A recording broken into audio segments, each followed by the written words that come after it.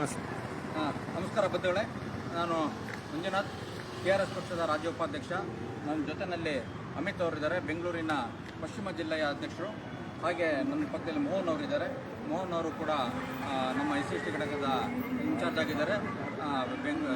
ಬೆಂಗಳೂರಿನ ಕಾರ್ಯನಿರ್ವಾಹಕ ಸಮಿತಿಯಲ್ಲಿದ್ದಾರೆ.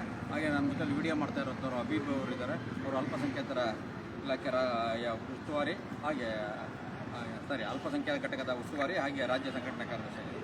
ನಾವೀಗ ನೀವು ನೋಡ್ತಾ ಇದ್ದೀರಾ, ಇದು ಕಾವೇರಿ ನೀರಾವರಿ ನಿಗಮ ಈ ಇಲಾಖೆಗೆ ಬಂದಿದ್ದೀವಿ.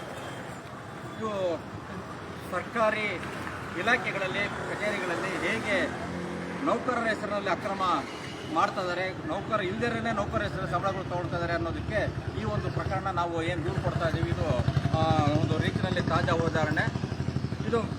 ಇದಕ್ಕೆ ಕೊಳ್ಳೇಗಾಲಲ್ಲಿ ಸಂಬಂಧಪಟ್ಟ ಹಾಗೆ ಅಲ್ಲಿ ನೀರಾವರಿ ಏನು ಕಾವೇರಿಯ ನೀರು ಹರಿಯುತ್ತೆ ಚಾನಲ್ಗಳಲ್ಲಿ, ಆ ಚಾನಲನ್ನು ಅಲ್ಲಿ ನೀರು ಬಿಡೋದಕ್ಕೆ ಅಲ್ಲಿ ಬಿಡುವಂಥ ಸಂದರ್ಭದಲ್ಲಿ, ಅಂದರೆ ವರ್ಷ ಪೂರ್ತಿ ಅಲ್ಲ, ಕೆಲವೊಂದು ಸಂದರ್ಭದಲ್ಲಿ ನೀರು ಬಿಡೋದಕ್ಕಾಗಿ ಆ ನೀರುಗಂಟಿ ಅಂತ ಹೇಳ್ಬಿಟ್ಟು ಅವರನ್ನು ನೇಮಕ ಮಾಡಿಕೊಡ್ತಾರೆ ಅಲ್ಲಿ ಇದರಲ್ಲಿ.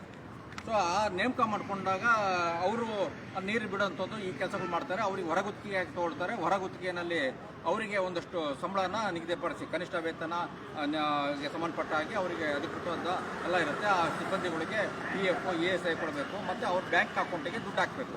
ಇದು ಇರುವಂಥ ಯಾರ ಹೊರಗುತ್ತಿಗೆ ತೊಗೊಂಡಾಗ ಅವರಿಗೆ ಹೇಗೆ ಸಂಬಳ ಕೊಡಬೇಕು ಅನ್ನೋಂಥದ್ದು ಇರುವಂಥದ್ದು. ಅಂದರೆ ಹೊರಗುತ್ತಿಗೆಯ ಏಜೆನ್ಸಿಯವರಿಗೆ ಕೊಡ್ತಾರೆ, ಅವರು ಇವರಿಗೆ ಯಾರು ಇಟ್ಕೊಂಡಿರ್ತಾರೆ ಅವರಿಗೆ ಅವರ ಅಕೌಂಟಿಗೆ ನೇರವಾಗಿ ದುಡ್ಡು ಕೊಡಬೇಕು, ಎಲ್ಲೂ ಕ್ಯಾಶ್ ಕೊಡೋವಾಗಿಲ್ಲ ಅನ್ನೋಂಥದ್ದು ನಿಯಮಗಳಿರ್ತವೆ. ಗುತ್ತಿಗೆ ಯಾರು ಮ್ಯಾನ್ ಪವರ್ ಸಪ್ಲೈ ಮಾಡ್ತಾರೆ ಅವ್ರ ಜೊತೆಲಿ ಸರ್ಕಾರದ ಇದರಲ್ಲಿ ಒಂದು 43 ಜನನ್ನ ಇಲ್ಲಿ ಕೆಲಸಕ್ಕೆ ನೀರಾವರಿ ಇಲಾಖೆಗೆ ತೊಗೊಳ್ಬೇಕು ಅಂತೇಳಿ ಒಂದು 43 ಜನದ್ದು ಒಂದು ಹೆಸರು ಕೊಟ್ಟು ಇಷ್ಟು ಜನ ನೀರು ಬಿಡೋದಕ್ಕೆ ಕೆಲಸಕ್ಕೆ ನಾವು ತೊಗೊಂಡಿದ್ದೀವಿ ಅಂತ ಹೇಳ್ಬಿಟ್ಟು ತೊಗೊಂಡಿದ್ದಾರೆ. ಆದರೆ ವಾಸ್ತವದಲ್ಲಿ ಅಲ್ಲಿ ಕೆಲಸ ಮಾಡ್ತಾ ಇರುವಂಥದ್ದು ಕೇವಲ 9 ಜನ. 9 ಜನದ ಹೆಸರು ಕೂಡ ನಾವು ಇಲ್ಲಿ ಹಾಕಿದ್ದೀವಿ. ಶಿವಣ್ಣ, ಮರಿಸ್ವಾಮಿ, ಇದು ಅಂತೇಳಿ ಶಂಕರ್ ಅಂತ ಹೇಳ್ಬಿಟ್ಟು ಇವ್ರು ಇಷ್ಟು 9 ಜನ ಮಾತ್ರ ಕೆಲಸಕ್ಕೆ ತೊಗೊಂಡಿದ್ದಾರೆ. ಅಷ್ಟು ಮಾತ್ರ ಅಲ್ಲ, ಅವ್ರಿಗೂ ಕೂಡ ಸರಿಯಾಗಿ ಸಂಬಳ ಕೊಡ್ತಾ ಇಲ್ಲ. ಸಂಬಳ ಯಾವ ರೀತಿ ಕೊಡ್ತಾ ಇದ್ದಾರೆ ಅಂದರೆ, ಅಲ್ಲಿರೋ ಇಂಜಿನಿಯರ್ಗಳು ತಮ್ಮ ಜೋಬಿಂದ ದುಡ್ಡು ಕೊಡ್ತಾ ಇದ್ದಾರೆ. ಅಂದರೆ ಅವರಿಗೆ ಎಷ್ಟು ಒಂದು 15,000 ರೂಪಾಯಿ ಸಂಬಳ ಬರುತ್ತೆ ಅಂದರೆ ಅವ್ರಿಗೆ 5,000 ಇಟ್ಕೋ, 8,000 ಇಟ್ಕೋ, ಅವ್ರು ಕೊಟ್ಟಾಗ ಇಸ್ಕೊಳ್ಳೋವಂಥದ್ದು ಈ ರೀತಿಯಾಗಿ ಅವರು ಸಂಬಳ ಕೊಡ್ತಾ ಇದ್ದಾರೆ. ಆದರೆ ಇದೆಲ್ಲವನ್ನು ನಿಯಮಗಳಿಗೆ, ಹೊರಗುತ್ತಿಗೆ ನೌಕರರಿಗೆ ಏನು ನಿಯಮಗಳಿರುತ್ತೆ ಆ ನಿಯಮಗಳ ವಿರುದ್ಧವಾಗಿ ಪೂರ್ತಿ ಎಲ್ಲ ಪ್ರಕ್ರಿಯೆಗಳು ನಡೀತಾ ಇದೆ. ಆಮೇಲೆ ಅವರಿಗೆ ಕನಿಷ್ಠ ವೇತನ ಅಂತ ಇರುತ್ತೆ. ಕಾರ್ಮಿಕ ಇಲಾಖೆ ಸಂಬಂಧಪಟ್ಟಾಗಿ ಕನಿಷ್ಠ ವೇತನ ಕೊಡಬೇಕು ಅಂತ ಸರ್ಕಾರದ ನಿಯಮ. ಕನಿಷ್ಠ ವೇತನ ಕೊಡಬೇಕು, ಹಾಗೆ ಅವರಿಗೆ ESI PF ಅದು ಕೂಡ ಆ ಸೌಲಭ್ಯಗಳನ್ನು ಕಡ್ಡಾಯವಾಗಿ ಕೊಡಲೇಬೇಕು ಅಂತ ಇರುವಂಥದ್ದು ನಿಯಮಗಳು. ಆದರೆ ಇವರಿಗೆ ESI PFಗಳು ಕೂಡ ಸರಿಯಾಗಿ ಕೊಡ್ತಾ ಇಲ್ಲ.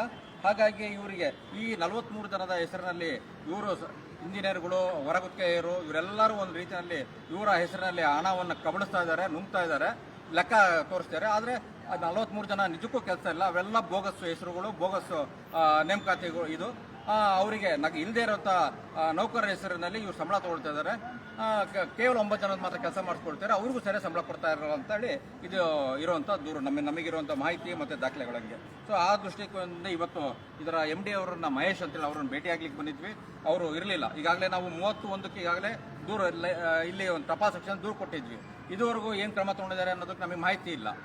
ಬಹುಶಃ ಎಲ್ಲ ಗಿರಾಕಿನಲ್ಲಿ ಇದ್ದಂಗೆ ಇಲ್ಲೂ ಯಾರು ಒಂದು ದೂರು ತೊಗೊಂಡ್ರೆ ಅದನ್ನು ಪರಿಶೀಲಿಸಿ ಅಂತ ಹೇಳ್ಬಿಟ್ಟು ಒಂದು ಬರೆದ್ಬಿಟ್ಟೆ ಸೂಕ್ತ ಕ್ರಮ ವಹಿಸಿ ಅಂತ ಬರೆದ್ಬಿಟ್ಟೆ ಒಂದು ರೀತಿ ಪೋಸ್ಟ್ಮ್ಯಾನ್ ಥರ ಎಲ್ಲಿ ನೆಕ್ಸ್ಟ್ ಇರ್ತದೆ ಅಲ್ಲಿಗೆ ಕಳಿಸ್ತಾರೆ.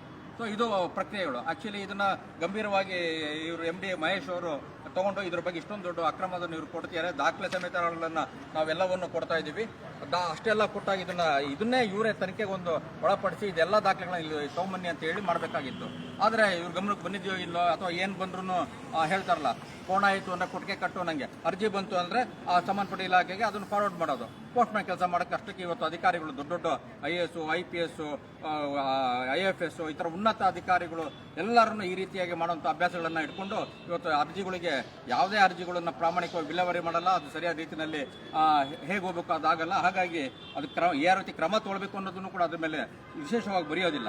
ಅದು ಕಾರಣಕ್ಕಾಗಿ ಕೆಳ ಹಂತದ ಸಿಬ್ಬಂದಿಗಳನ್ನು ರಕ್ಷಣೆ ಮಾಡುವಂಥದ್ದು, ಅಕ್ರಮಗಳನ್ನು ತಡೆಯುವಂಥದ್ದು ಇದಕ್ಕೆ ಪೂರಕವಾಗಿ ಆಗ್ತಾ ಇರುತ್ತೆ. ಸೊ ಇದು ಅಂಥ ಒಂದು ಅಕ್ರಮನ ಇದನ್ನು ತಂದಿದ್ದೀವಿ.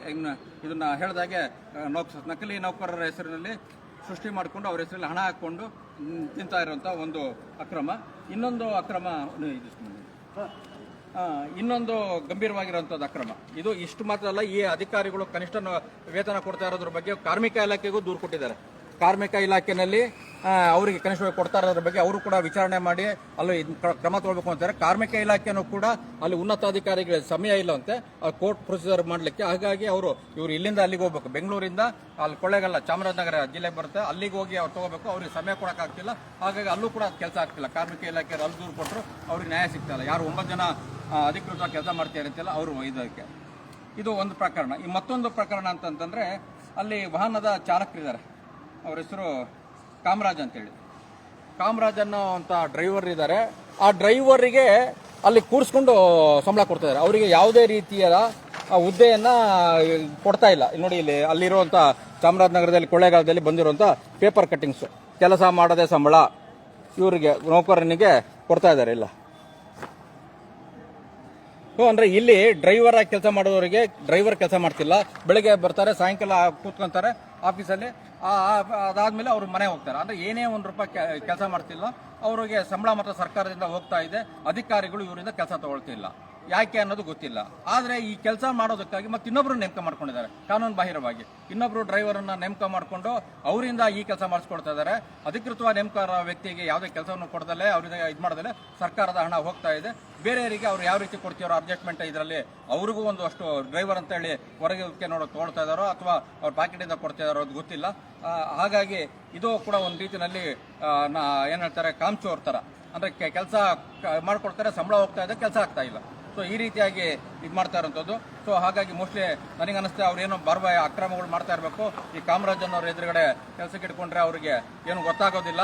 ಇವ್ರು ನಾವು ಮಾಡಿದ್ದೇ ಆಟ ಆಡ್ಬೋದು, ಭ್ರಷ್ಟಾಚಾರಗಳು ಇವೆಲ್ಲ ಅವ್ರಿಗೆ ಗೊತ್ತಾಗುತ್ತೆ. ಅವರು ಬೇರೆ ಥರ ನಮಗೆ ಸಹಕಾರ ಕೊಡದೇ ಇರ್ಬೋದು ಅನ್ನೋ ಕಾರಣಕ್ಕೆ ದೂರಿಟ್ಟಿರ್ಬೋದು, ಅಥವಾ ಬೇರೆ ಇನ್ನೇನೇ ಕಾರಣ ಇರ್ಬೋದು. ಒಟ್ಟಿನಲ್ಲಿ ನಮ್ಮ ಇರೋವಂಥದ್ದು ದೂರಿನ ಇರುವಂಥದ್ದು. ಅವರು ಕೆಲಸ ತೊಗೊಳ್ತಾರೆ, ಸಂಬಳ ಕೊಡ್ತಾರೆ, ಅವ್ರಿಗೆ ಏನು ಕೆಲಸ ಕೊಡ್ತಾರೆ, ಬೆಳಗ್ಗೆ ಸಾಗತ್ತಂಗೆ ಕೂರಿಸ್ಕೊಂಡು ಹೋಗ್ತಾ ಇದ್ದಾರೆ. ಇದು ನಾವು ಯಾರು ಖಾಸಗಿಯಾಗಿ ಯಾರಿಗಾರು ನಾವು ಕಂಪ್ನಿನೋ ಫ್ಯಾಕ್ಟ್ರಿನೋ ಇನ್ನೊಂದಿದ್ದಾಗ ನಾವು ರೀತಿ ಮಾಡ್ತೀವ. ಅವ್ರಿಗೆ ಬೆಳಗ್ಗೆ ಸಾಕಂತಂಗ ಎಷ್ಟು ಸಮಯ ನಿಗದಿಪಟ್ಟಿರುತ್ತೆ, ಕನಿಷ್ಠ 8 ಗಂಟೆ ಇದರಲ್ಲಿ ಅವ್ರು ಕೆಲಸ ಮಾಡಬೇಕು, ಮಾಡಿಸ್ಕೊಂಡು ಕೊಡುವಂಥದ್ದು ಇರೋದು. ಆದರೆ ಸರ್ಕಾರಿ ಅಂದ ತಕ್ಷಣ ನೋಡಿ ಹೆಂಗೆ ಹಣಗಳು ಸಾರ್ವಜನಿಕ ತೆರಿಗೆ ಹಣಗಳು ಪೋಲಾಗ್ತವೆ ಅನ್ನೋದನ್ನ ನಾವು ಈ 2 ಪ್ರಕರಣ ನಿಮ್ಮ ಮುಂದೆ ಇಡ್ತಾ ಇದ್ದೀವಿ. ಸಾರ್ವಜನಿಕರು ನೋಡ್ಬೇಕು. ಇದು ಒಂದು ಇಲಾಖೆ, ಇದು ಎಲ್ಲಾ ಇಲಾಖೆಯಲ್ಲೂ ಇದೇ ರೀತಿ ನಡೀತಿರೋದು. ಔಟ್ಸೋರ್ಸಸ್ ಏನಿದೆ, ಹೊರಗುತ್ತಿಗೆ ನೌಕರರಿಂದ ಹಿಡಿದು ಎಲ್ಲರದು ಲಂಚ ತಗೊಳ್ಳೋದು, ಅವ್ರ ಮುಖ ತಗೊಳ್ತಾರೆ, ಫೇಕ್ ಮಾಡಿಸೋದು ಅವರಿಂದ ಮಾಡ್ತಾರೆ. ಯಾಕಂದ್ರೆ ಸಿಗಾಕೊಂಡ್ರೆ ಅವ್ರು ಸಿಗಾಕೊಂಡ್ಲೆ ನಾವು ಬಚಾವಾಗ್ಬಿಡೋಣ ಅನ್ನೋ ರೀತಿಯಲ್ಲಿ ಅವ್ರು ಕೆಲಸ ತೆಗೆದ್ರೆ ಅವ್ರಿಗೆ ಏನು ಮಾಡ್ಲಿಕ್ಕಾಗಲ್ಲ. ಬೇರೆಯವರಾದ್ರೆ ಒಂದು ಸರ್ಕಾರಿ ಕೆಲಸ ತೆಗೆದ್ರೆ ಅವ್ರಿಗೆ ಪೆನ್ಷನ್ ಸಿಗಲ್ಲ, ಇನ್ನೊಂದು ಸಿಗಲ್ಲ. ಆದರೆ ಹೊರಗುತ್ತಿಗೆದವ್ರಿಗೆ ಹಂಗಿಲ್ಲ, ನಾಳೆಯಿಂದ ಬರಬೇಡ ಅಂದ್ರೆ ಇದಾಗುತ್ತೆ, ಮುಗ್ದೋಯ್ತು. ಅಂದ್ರೆ ಭ್ರಷ್ಟಾಚಾರಗಳನ್ನ ಇದನ್ನೆಲ್ಲ ಅವ್ರ ಮೂಲಕ ಮಾಡಿಕೊಂಡು ಈ ರೀತಿಯ ಬಚಾವಾಗುವಂಥದ್ದಿದೆ. 2 ಪ್ರಕರಣಗಳನ್ನು ನಾವು ಇಲಾಖೆಯ ನಿರ್ದೇಶಕರ ಮಹೇಶ್ ಅವ್ರನ್ನ ಭೇಟಿಯಾಗೋಣ ಬಂದು ಇರಲಿಲ್ಲ. ಅವ್ರ PAಗೆ ಫೋನ್ ಮಾಡಿಬಿಟ್ಟು ನಾವು ಅವರಿಗೆ ಸಂಪೂರ್ಣ ವಿವರಗಳನ್ನು ಹೇಳಿದ್ದೀವಿ. ನೋಡೋಣ ಮುಂದೆ ಏನು ಕ್ರಮ ತಗೊಳ್ತಾರೆ ಅಂತ ಕಾದು ನೋಡೋಣ. ಇದು ಇಷ್ಟು ಸಂಬಂಧಪಟ್ಟಂಗೆ ನಮ್ಮದು. ನಮಸ್ಕಾರ.